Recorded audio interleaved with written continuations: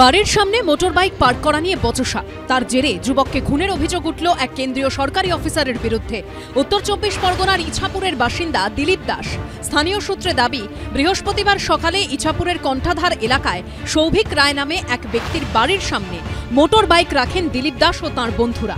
এই সৌভিক রায় কেন্দ্রীয় শুল্ক দপ্তরের ইন্সপেক্টর পদে কর্মরত বলে স্থানীয় সূত্রে খবর। এলাকাবাসীর দাবি, বাড়ির সামনে গাড়ি রাখায় আপত্তি জানায় সৌভিক ও তার পরিবার। এ নিয়ে দুপক্ষের মধ্যে বচসা বাধে। অভিযোগ, সেই সময় দিলীপ ঘোষকে বেধড়ক মারধর করে কেন্দ্রীয় সরকারি অফিসার ও তার পরিবার। ইছাপুরে সাত সকালে গাড়ি পার্কিং করাকে কেন্দ্র করে বচসা এবং বচসার জেরে নৃশংসভাবে এক যুবককে পিটিয়ে খুন করা হলো। সৌভিক রায়ের বাড়ির সামনে গাড়ি রেখে এরা কচুরি খাচ্ছিল, তখন প্রতিবাদ করেন। তখন এই কিছু বুঝে ওঠার আগে তাদের গাড়িতে ভাঙচুর চালায়। তখন তারা ছুটে আসে এবং সঙ্গে দিলীপ দাসও ছিল। দিলীপ দাসকে সামনে পেয়ে নর্দমার ধারে ফেলে রাস্তায় ফেলে পেটানো হয়।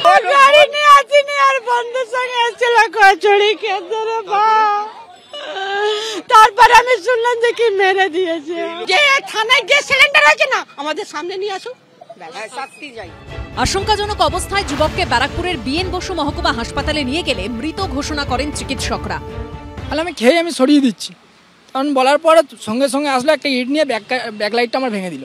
ওনার বোন আসলো, বোনার এসে পুরো স্ক্যাচ করে একাকার করে দিল। আমার গাড়ি এখনো আছে। তারপরে দিলীপ দাসকে ফেললে মারতে লাগলো। তারপরে এখান দিয়ে আসার সময় মারা গেছে। ওকে সামনে পেয়ে মেরেছে, লাঠি ঘুষা এইসব দিয়ে মেরেছে। বুকে স্যার প্রথমে পাঞ্চ করার পর ওর নিচে মাটিতে লুটিয়ে পড়ে। এবার তার মধ্যে লাঠি ঘেঁষা, ওর বোন ও সবাই মিলে দুজন মিলে মেরে ছেলেটাকে পুরো একদম ড্রেনের মধ্যে ঢুকিয়ে ফেলে মেরেছে। ড্রেনের বিটটা লেগেছে মনে হয়। ড্রেনের বিটটা লাগার পরে ও মুখ দিয়ে ব্লাড উঠছিল।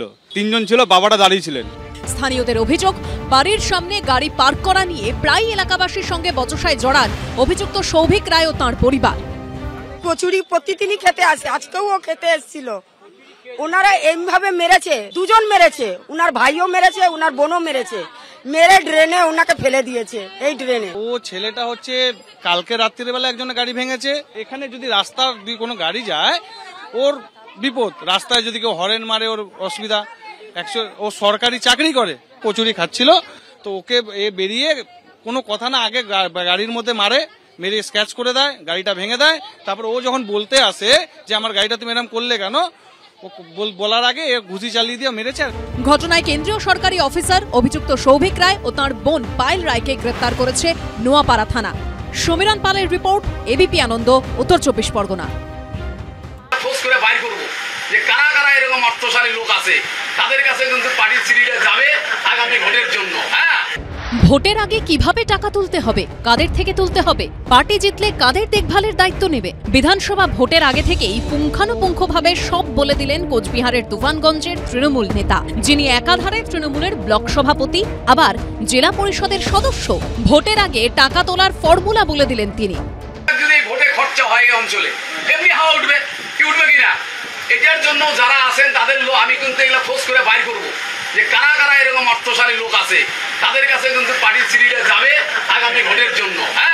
যে কিছু ফান্ড ভোটের জন্য দিতে হবে। তারা যদি দেয়, যারা দিবে তাদের অঞ্চলটা জিতলে, পার্টির ক্ষমতায় থাকলে, তারা যখন যে প্রধান থাকবে তাকে আমি দায়িত্ব দিব যে এই লোকগুলা সহযোগিতা করছে, এই লোকগুলা যেন পরবর্তীতে এই অর্থটা পরিশোধ করা যায়। মহিষকুচি 2 নম্বর গ্রাম পঞ্চায়েতের বিজয় সম্মেলনের প্রস্তুতি বৈঠকে এভাবেই খোলাখুলি টাকা তোলার উপায় বলে দিলেন তৃণমূল নেতা। কেন টাকা দিতে হবে তাও বুঝিয়ে দিলেন। রোগের জন্য অ্যাডভান্স, যেমন আপনার ভ্যাকসিন নেয় না, যে অমুক ভ্যাকসিন নিলে আমি বাইসে যাবো না, তা আপনার এই টাকাটা ভ্যাকসিনের জন্য দিবেন। বাইসে গেলেন, তারপরে আবার ওষুধের দাম নিয়ে নেবেন, কিন্তু ভোটের সময় করতে হবে, নাহলে এত টাকা আমরা একটা ব্লকের থেকে জোগাড় করা সম্ভব না। এ নিয়ে কটাক্ষ ছুড়ে দিয়েছে বিজেপি। সবাই জানে তৃণমূল কংগ্রেস কাটমান্ডির দল, তৃণমূল কংগ্রেস তোলাবাজের দল, তৃণমূল কংগ্রেসকে তোলামূল বলা হয়। সুতরাং এই তৃণমূল কংগ্রেসের এই দুর্নীতি, এই তোলাবাজি যতদিন তৃণমূল কংগ্রেস থাকবে তার সঙ্গে এটাও থাকবে। পরে অবশ্য নিজের বক্তব্যের ব্যাখ্যা দেওয়ার চেষ্টা করেছেন ওই তৃণমূল নেতা। ভুল তথ্য, আপনি টোটাল ব্যাপারটাকে করেনি, ভিডিও করেনি। আমরা একটাই কথা বলেছি যে আগামী দিনের যে বিজেপির বিরুদ্ধে লড়াই করতে গেলে আমাদের হাতে আর্থিক ক্ষমতা কম। আমরা যারা তৃণমূল কংগ্রেসের কর্মী তারা আমরা কিছু সাহায্য সহযোগিতা করে এই অর্থ দিয়ে আমরা এখানে বিজেপির বিরুদ্ধে লড়াই করব। তিনি কোন পরিপ্রেক্ষিতে এই ধরনের কথা বলেছেন আমার বোধগম্য হচ্ছে না। তবে এই বিষয়ে গুলো নিয়ে নিশ্চিতভাবে দল তার সঙ্গে কথা বলে নেবে। তবে এই ধরনের কথা বলা সমীচীন হয়নি করে। বিজয় সম্মেলনী মানে শুভেচ্ছা জানানোর জন্য একত্রিত হওয়া, আর সেখানে কিনা তৃণমূল নেতার এই বিতর্কিত মন্তব্য। শুভেন্দু ভট্টাচার্যর রিপোর্ট, एबीपी आनंद, कोचबिहार। बिहार में 40 लाखों का ज्यादा आदमी को नाम निकाल दिया और बंगाल में भी करने वाला है। अगर करेगा तो घेराव कर्मसूची करेंगे, पूरा घेराव होगा।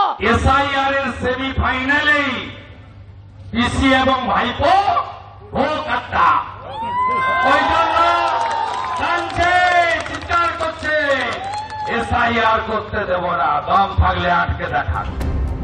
যে কোনো দিন এরাজ্যে শুরু হয়ে যেতে পারে ভোটার তালিকার বিশেষ সংশোধন। তা নিয়ে বাগযুদ্ধের পারদ ইতিমধ্যেই সপ্তমে। হুমকি হুঁশিয়ারি চলছে সমান তালে। আর তার মধ্যে এসআইআর এর প্রস্তুতিও কার্যত লাস্ট ল্যাপে। ইতিমধ্যে 7টা জেলায় ম্যাপিং এর কাজও শেষ।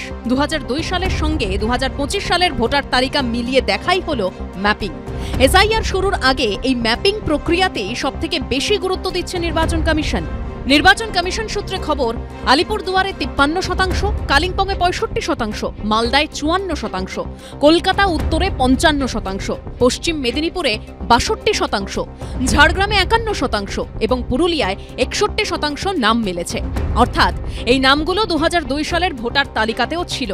এরপর এসআইআর শুরু হলে যাঁদের নাম বা যাঁদের মা বাবার নাম 2002 সালের ভোটার তালিকায় মেলেনি তাঁদের নথি দিতে হবে। অনেক জায়গাতে 55% ভোটারের মিল নেই, অর্থাৎ সেই ভোটাররা 2002-এর ভোটার লিস্টে ছিলেন না, তাদের মা বাবাও ছিলেন না। তাহলে এই নামগুলো কোথা থেকে এলো? এই তথ্যই প্রমাণ করে যে এসআইআরটা পশ্চিমবঙ্গের জন্য কতটা জরুরি। শুধু ভোটের নিরিখে নয়, আগামী দিনে পশ্চিমবঙ্গ যে উদ্দেশ্যে তৈরি হয়েছিল সেই উদ্দেশ্য বজায় রাখার জন্য পশ্চিমবঙ্গে এইটা অত্যন্ত জরুরি। নির্বাচন কমিশন সূত্রে খবর, ম্যাপিংয়ে মিলেছে এমন 3,48,00,000 ভোটারের নাম তাদের পোর্টালে অন্তর্ভুক্ত হয়েছে। প্রথম মিথ্যাটা এখানে 2002 সালে কোনো মানুষকে নথি দিতে হয়নি। আপনি যদি 2002-এর ভোটার হয়ে থাকেন, আমি 2002-এ আমিও ভোটার ছিলাম, আমাকে কোনো নথি দিতে হয়নি, কারণ বুথ লেভেল অফিসাররা বাড়িতে বাড়িতে এসে তারা স্ক্রুটিনি করেছিলেন। এবার বুথ লেভেল অফিসাররা স্ক্রুটিনি করবেন না, আপনাকে গিয়ে দেখতে হবে নাম আছে কিনা, আপনাকে গিয়ে নথি জমা দিতে হবে। ভাবুন যারা পরিযায়ী শ্রমিক তারা কি করে নথি জমা দেবে? গিয়ে এসআইআর মানে হচ্ছে ভোট চুরির প্রসেস। নানান কারণে 35-40% তো আন্দাজ করবেই, কি 40-45% তো আন্দাজ করবেই। এর বাইরেও কোথাও কিছু যদি থাকে ওরা খতিয়ে দেখুক, কিন্তু দেখুক কোনটা। তৃণমূলের ভুতুরে ভোট বাদ গেছে তো যায়নি। আমরা অনেকবার বলেছি নির্বাচন কমিশন করেনি, তৃণমূলকে সাহায্য করেছে। এসআইআর অবশ্যই হবে, কিন্তু যেন মৃত মানুষের এবং ভুতুরে ভোটারের নাম বাদ যায়। প্রাকৃতিক দুর্যোগের কারণে দার্জিলিং এবং জলপাইগুড়ি জেলা ম্যাপিং এর কাজে অনেকটা পিছিয়ে। শুক্রবারের মধ্যে কাজ শেষ করে এ সপ্তাহের মধ্যেই ওয়েবসাইটে তথ্য আপলোড করতে নির্দেশ দিয়েছে কমিশন। রুমা পাল, বিজেন্দ্র সিংহ ও প্রকাশ সিনহার রিপোর্ট, এবিপি আনন্দ।